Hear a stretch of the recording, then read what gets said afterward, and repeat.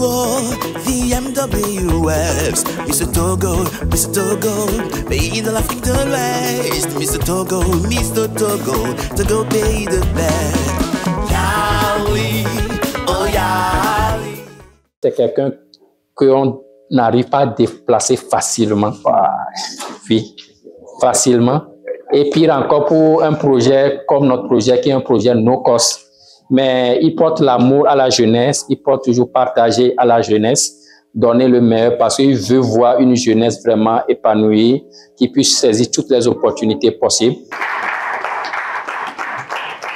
Donc, commerce, technologie, science, tout, y compris religion, spiritualité, la langue anglaise, aujourd'hui, a de la prépondérance.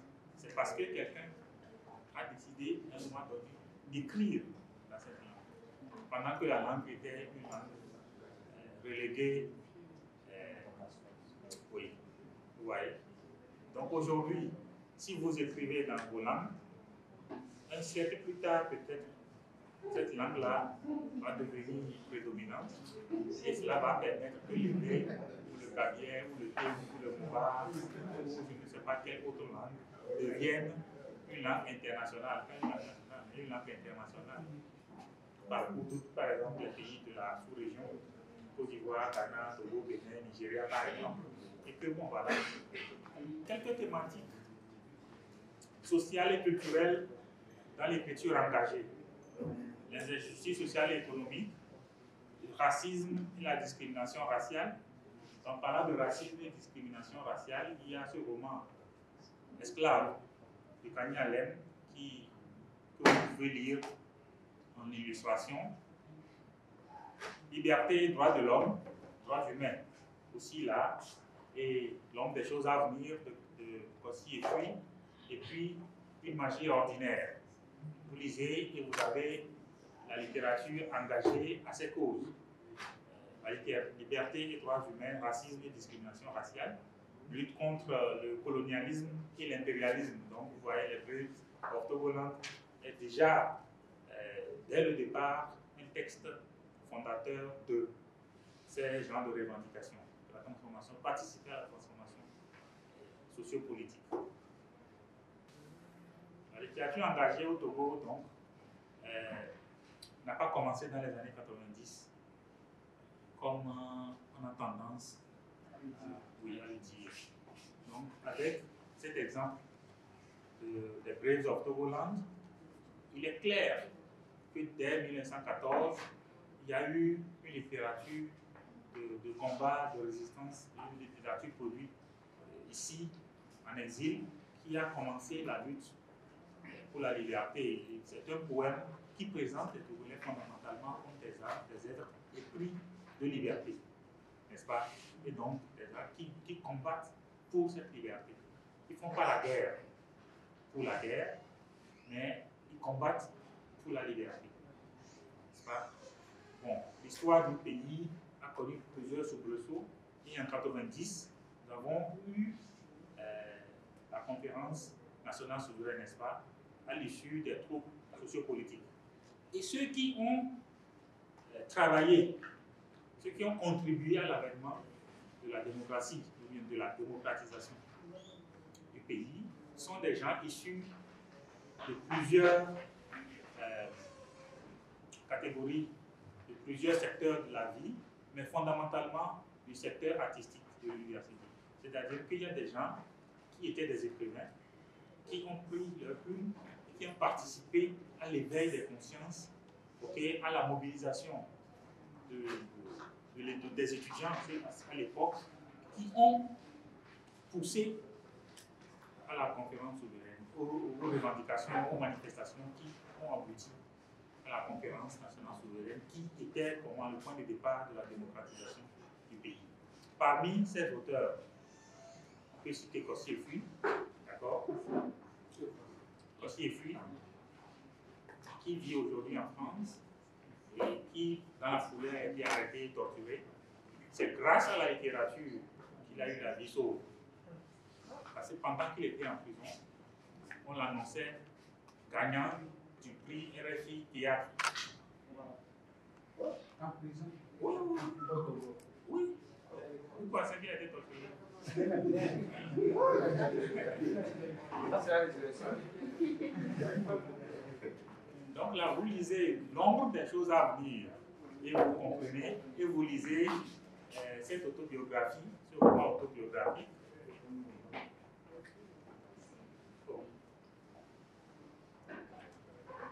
Une magie ordinaire qui est sortie récemment.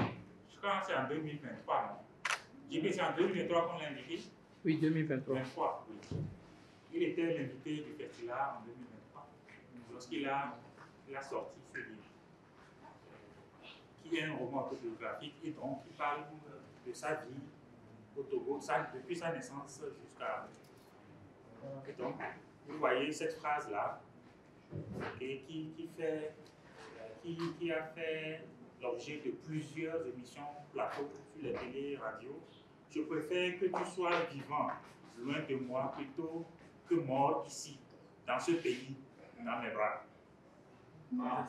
C'est les propos d'une mère, de la mère de Kossi Efui à Kossi. Donc il faut partir. Il faut partir et vivre. Vous voyez? Donc la littérature engagée, la littérature de combat, dans les années 90, a eu ces écrivains comme des figures. Pour Kani Alem, il faut lire Chemin de Croix. Oui, Chemin de Croix. Oui. Et pour Kossi Efui, sa pièce Le Carrefour. Donc vous voyez, c'est la littérature produite quand même pour éveiller la conscience, mais aussi pour impulser une transformation sociale et politique, et aussi culturelle dans le pays. Je vais finir avec, je voudrais bien évoquer Tobata, mais bon, il y a plus de temps. Et donc je finis avec Aïe Dossari et Anna Satakora pour ce qui concerne l'engagement social et littéraire. Je disais au début, quand je parle d'engagement, ça me fait sourire, parce que moi, je ne fais pas de l'engagement. Si vous lisez mes œuvres, si vous lisez les commentaires sur mes œuvres, et j'ai découvert ce que beaucoup de gens disent de moi, hein, moi j'ai souri. Pour nous trois, par exemple, on dit ce que j'ai découvert, que les poètes togolais patrons de Neko, Anna Satakora et Aïe Dossari font partie de la génération contemporaine de la poésie togolaise, chacun ayant une approche unique de la poésie et abordant des thématiques diverses allant de l'engagement politique à l'expression des réalités sociales, culturelles et identitaires du Togo. Ok. Bon. D'accord. Donc il y a ces éléments-là. Vous lisez pour les beaux yeux du monde. Nous n'avons pas suffisamment de temps, mais je vous recommande de lire. Vous lisez aussi la vie que nous menons ici. Et vous voyez, vous vous plongez dans la réalité socio-politique, socio-culturelle, socio-économique du pays. Et vous êtes incité à la transformation. C'est comme ça que la littérature parvient à toucher à travers le cœur du lecteur, le cœur de la société, pour initier une transformation d'abord de soi. Parce que le contact avec la littérature est un contact de départ personnel, individuel. Donc, vous êtes touché. Et la transformation que vous subissez, c'est la transformation que la littérature vous apporte. C'est les idées que la littérature vous apporte. C'est l'émotion que la littérature vous apporte qui suscite cette transformation en vous. Qui fait que vous voulez cultiver une meilleure version de vous. Que vous voulez avancer, peut-être agir comme un personnage d'un roman, par exemple, parce que ce personnage a été combattant, n'est-ce pas, a évolué, a traversé des vicissitudes de la vie, mais que finalement, ce personnage a eu une vie épanouie à la fin, d'accord, et que vous êtes poussé à ne pas baisser les bras, à ne pas abdiquer devant les difficultés de la vie.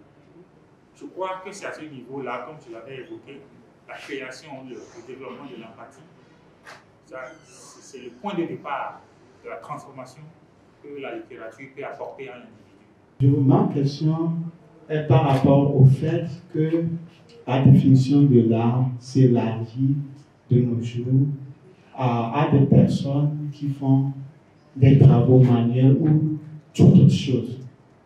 Au cas où cette définition ou bien cet aspect de l'art qui parle de la beauté rejoint leur capacité à faire ce qu'ils font d'une manière très extraordinaire. Je vais répondre en disant que l'éducation scolaire ne garantit pas qu'on soit intellectuel. C'est-à-dire qu'on peut aller à l'école et ne pas être intellectuel.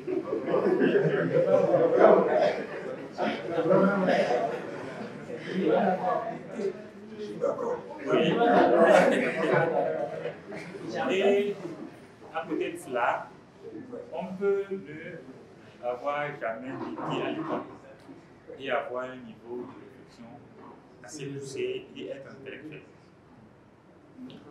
Donc, la question, pour moi, ne se pose pas à ce niveau. Maintenant, pour ce qui concerne la création, c'est la même chose.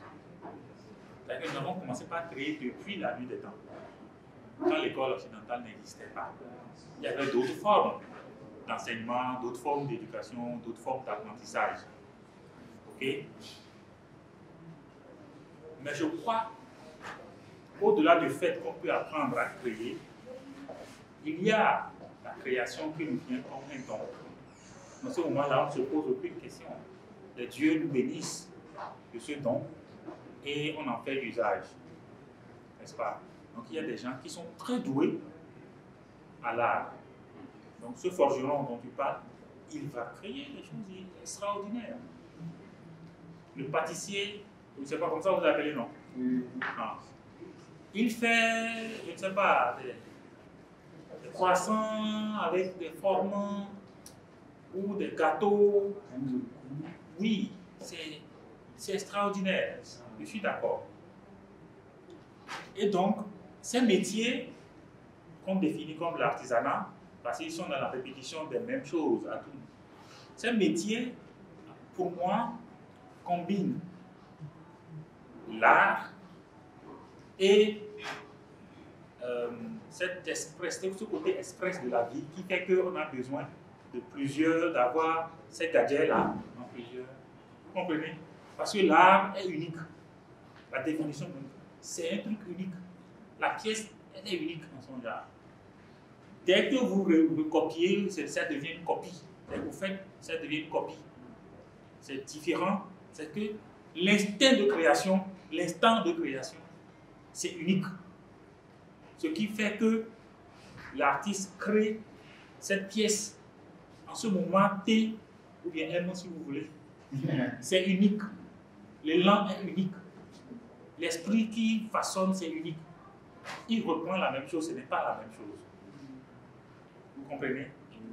Mais le forgeron ou l'artisan, il peut refaire le drapeau du Togo là, qui devient porte-clés là, il peut refaire l'île. C'est pourquoi c'est de l'artisanat. Mais ça allie l'art et le besoin du quotidien. Ok? Un peu à l'écart de l'exclusivité qui vient avec l'art, de l'unicité de la chose qui vient avec l'art. J'aimerais revenir sur le point que vous avez parlé du fait qu'un livre est communiquement peut vous nourrir. Donc, si le livre peut être, je voulais demander si le livre peut être une marchandise, par exemple. Puisque pour que quelque chose soit marchandise, il doit être reproductible, il doit être interchangeable, il doit être aussi abondant sur le marché et également commercial. Mais supposons qu'on prend le livre Harry Potter par exemple, et que le livre est différent des autres livres qui sont sur le marché. Est-ce que ce livre est interchangeable, on peut dire, puisque c'est quelque chose qui est unique. Et lorsque l'auteur le fait, il va le tasser ou bien définir le prix, ou bien c'est lorsqu'on imprime le livre, en ce moment que ça va devenir la marchandise. Il est vrai que la production est unique, c'est de l'art. Ok? Bon. Mais à la différence d'une œuvre d'art, d'un tableau, le livre suivi des transformations, ça passe par des processus, ok, spécifiques à son genre. Si tu prends l'exemple d'Harry Potter, Harry Potter, vous pouvez vérifier sur le net combien d'exemplaires d'Harry Potter ont été vendus. Vous allez vous étonner de la richesse de l'autrice et de sa notoriété dans le monde. Et ce qui fait son succès. D'ailleurs, Harry Potter, c'est un monde qui explore le côté invisible et mystique. Vous voyez, ça se vend. L'homme est comme ça. Ce qui est mystérieux, ça nous attire. Il y a notre curiosité qui est tout le temps. Donc, oui, le livre, dès que l'artiste finit de le produire, le livre suivi passe par des processus et devient un objet commercial. Vous voyez, non? Dès que ça rentre chez un éditeur, c'est fini. L'éditeur, c'est un businessman. Il n'est pas créateur. Il est un businessman. Il voit comment transformer ce que vous lui avez donné comme art en produit vendable. C'est son job. Et il prend un pourcentage sur ça. Vous comprenez? Donc, le livre, oui, c'est un produit vendable. Et quand on fait bien la communication, ça vend beaucoup. Moi, je peux vous donner un exemple. Et vous pouvez googler mon nom avec poème. Vous allez voir sur le net beaucoup de textes. En tout cas, quand j'ai essayé, c'est quelqu'un qui a attiré mon attention là-dessus. Attends, tu es beaucoup sur la toile. J'ai dit, pourquoi tu dis ça? Tu dis, vas-y, tape ton nom, tu vas voir. Je tape mon nom dans Google, ce qui sort là, c'est des pages d'informations. On dit, oh, je suis populaire comme ça. Parenthèse. Mais ce qui est intéressant, dans la plupart des poèmes individuels, je ne parle pas de recueils, les poèmes individuels que j'ai publiés dans les revues aux États-Unis, ça me rapporte de l'argent. Quand on m'écrit, on a lu vos textes dans ces revues, on veut aussi publier un de vos textes. Nous sommes disposés à vous payer tant. Si vous avez un texte dans ce genre, envoyez. Donc j'envoie un poème, peut-être une vingtaine de lignes, $100. Ok? Ça t'étonne? Il est arrivé de façon exceptionnelle. Il est arrivé qu'on m'a payé $200 pour un texte, un poème, $200. Les gens là même étaient étonnés. Oh, c'est la première fois qu'ils font ça. Ils disent, d'accord, merci. Je prends quand même. Bon, mais il y a aussi des textes que j'ai donnés gratuitement. C'est-à-dire qui ont été publiés sans ristourne, ou bien comment vous appelez ça. Je n'ai pas été payé pour ça. Il y a d'autres qui m'ont rapporté des $5. Vous voyez, non. Chaque poème a sa fortune. Vient avec. Mais le truc, c'est quoi? C'est que l'art coûte. Ça a un prix. Bon, déjà un prix, une façon de parler. Mais on achète l'art, on consomme. D'accord? Donc le livre se vend, c'est un produit marchand. En dehors d'être artistique, c'est un produit marchand. Parlons de l'aspect spirituel de l'écrivain. Parce qu'on sait tous que pour atteindre un niveau de connaissance, il faut,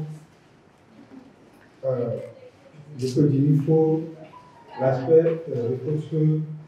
s'aventurer dans l'aspect spirituel. Est-ce que l'écrivain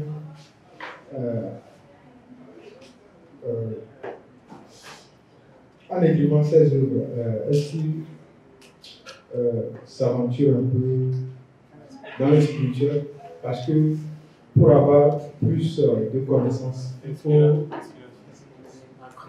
la création, il faut un niveau spirituel donné, une dimension. Tu m'apprends quelque chose.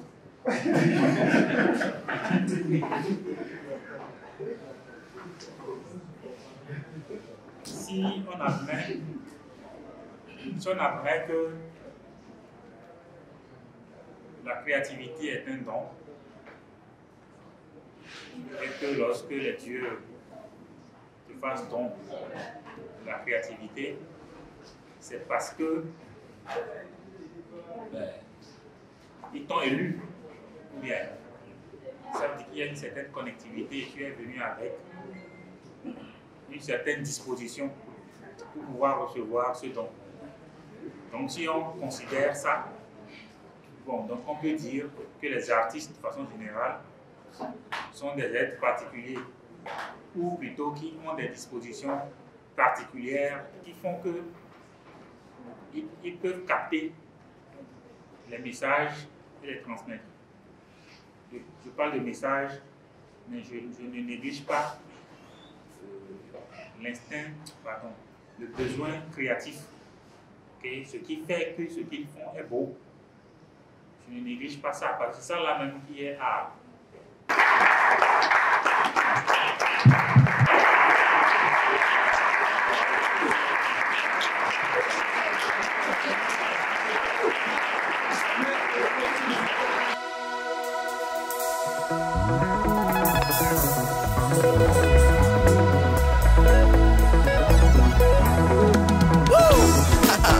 This is a song from Togo, yeah, come on. Yeah, Now when I leave you all, the MWFs, Mr. Togo, pay the laughing the rest. Mr. Togo, Togo pay the best. Yali, oh Yali, oh Yali, the MWFs, Yali.